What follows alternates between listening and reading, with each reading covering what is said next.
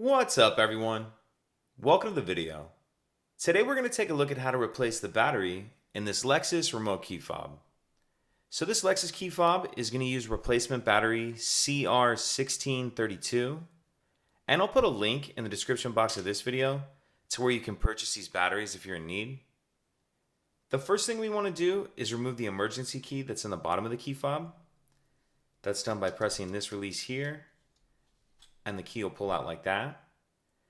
Now if we look in the space where that key just slid out of, you see this notch right here? What I'm going to do is put the key in that notch. If you notice, there's just a little bit of a lip on this key.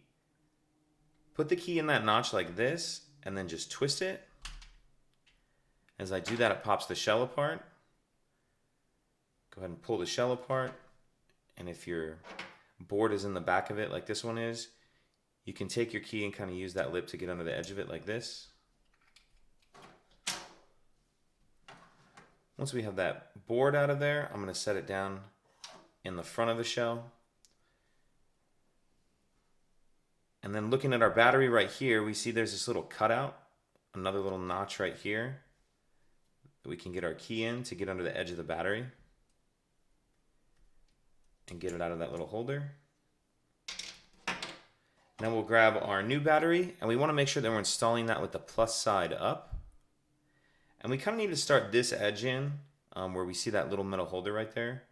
So kind of start that edge in first and then snap it the rest of the way down into place. And then we'll snap the back on.